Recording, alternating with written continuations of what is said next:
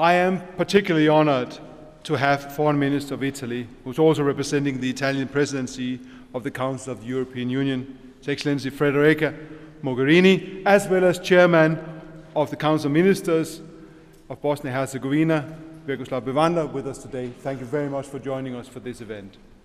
Socio-economic reform in Bosnia and Herzegovina is urgently needed. It is necessary in order to spur the investment and ultimately to create the jobs for the many, especially amongst the young ones that does not have one. And we know this.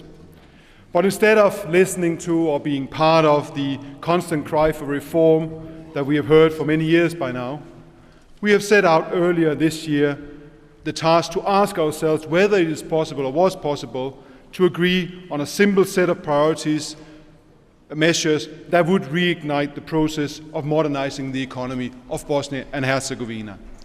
We asked this question with many of you in this room here in May during the Forum for Prosperity and Jobs. We did so in order to assist Bosnia and Herzegovina to fulfill the EU's economic accession criteria in the economic sphere, namely to have a functioning market economy in place, as well as to have the capacity to cope with the competitive pressure there will be of eventually becoming a member. But more importantly, we embarked upon this process in order to help the citizens of this country to improve their lives and prospects, and we did so as real partners that we are. The Forum for Prosperity and Jobs was attended by a broad spectrum of civil and academic, business and political society, and it identified a package of 6 concrete and urgent measures.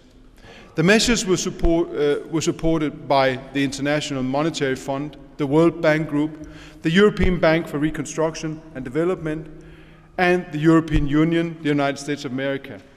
Other concerned nations and visiting experts were also there. We were 400 people in the rooms, but more importantly, we were more than 4,000 participating through the social networks.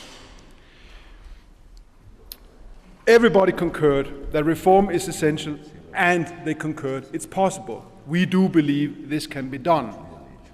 Further consultations were held with a wide variety of experts, and that led to the development of the Compact for Prosperity and Jobs that I will have the pleasure of presenting to you a little bit later today.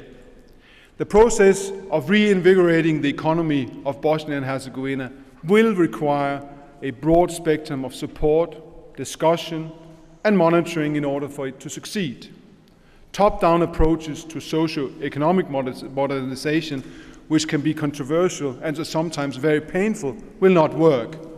The approach that has to be used here in Bosnia and Herzegovina must allow the majority of the society to profit, especially the youth again, and grant many more citizens of this fantastic country access to opportunities, benefits, and jobs. This is what this exercise is about.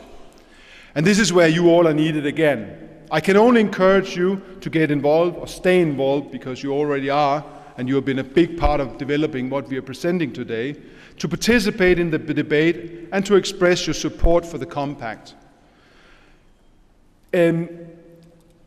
You can also require your representatives, those already elected or those who will be elected later this year, to endorse and implement the Compact, and if not, come up with something better if they can. The Compact should set the socio-economic agenda for Bosnia and Herzegovina for the years to come. It can if everybody backs it up. Your governments must implement these reforms for the sake of a better future for this country and its citizens, and as always, the European Union and its member states, as well as the international community and the international financial institutions who help develop this, are here to assist. We said so from the outset. We say so again today. And with those words, I thank you one more time for coming.